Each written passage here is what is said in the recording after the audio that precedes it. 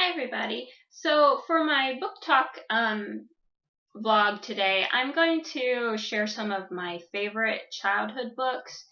And the five books that I'm going to share, these were all books that I had as a child that I read over and over and over, and they just really stuck with me for some reason.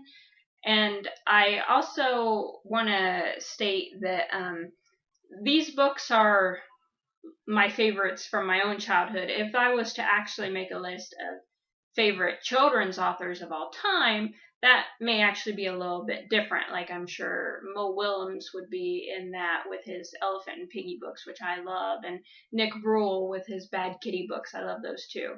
So these books are all older books because, I grew up in the 80s and early 90s. So, we had different books back then. And I also want to state that my family had a very religious background, so several of these books are religious in nature, which I personally do not consider myself really religious anymore.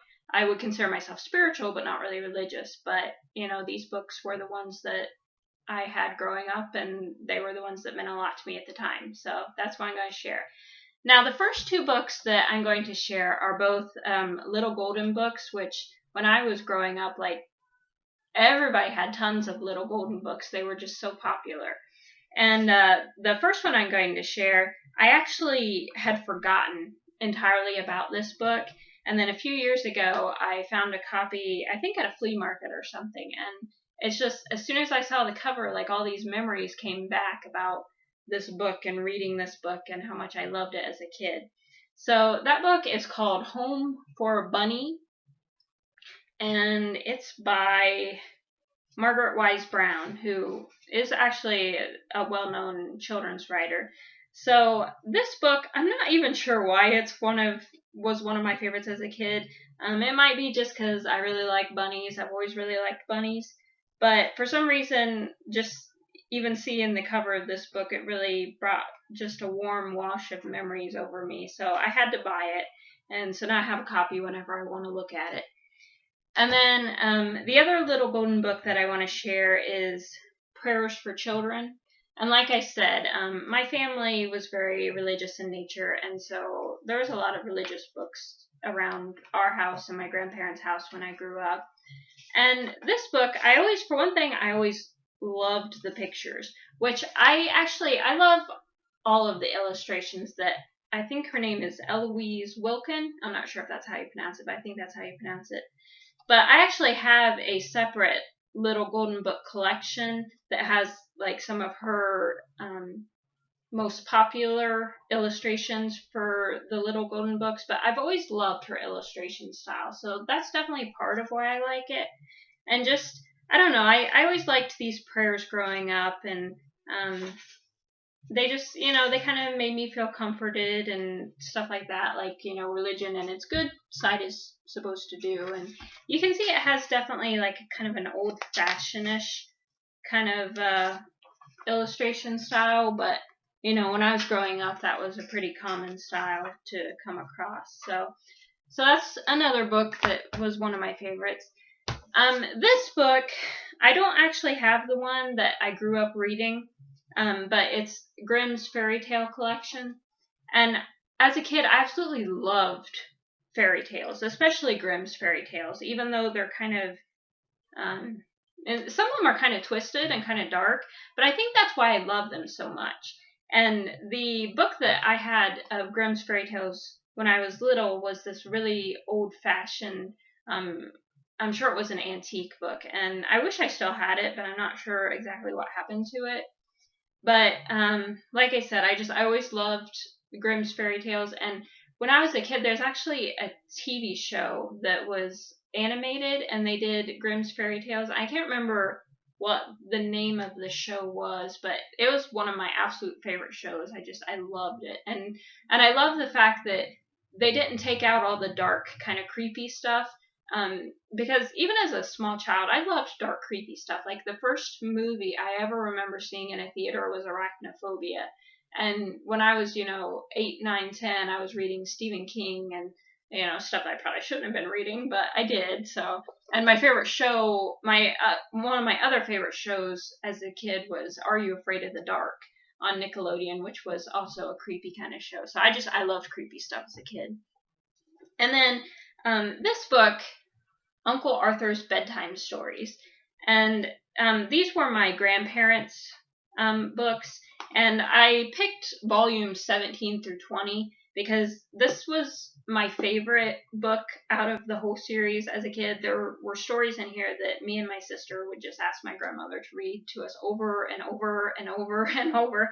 And I'm sure she got sick of reading them, but the stories in these collections, I mean, they're sweet and kind of innocent, but reading them now, I definitely see that in a way there's almost kind of a little bit of religious indoctrination in some of these stories. They're overtly religious, and some of them are really hard to believe. And even as a kid, I recognized that a lot of the things in these stories weren't likely to happen, or I did recognize kind of that they were more fictional.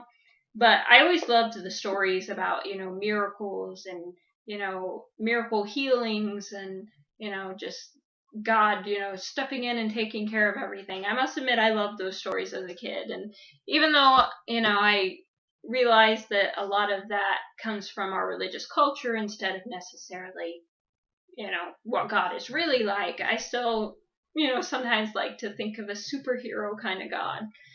So, and the last book I want to share, I had to pick a Dr. Seuss book, of course.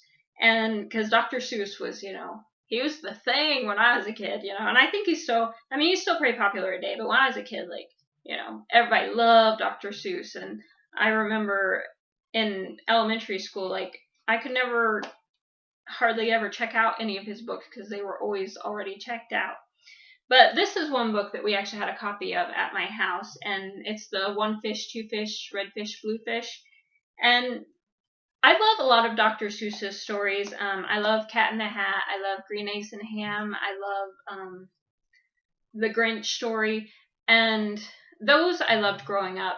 Since I've grown up, I discovered a book of his called My Many Colored Days, which I actually is now my favorite book of his, but I didn't know about that book when I was a kid.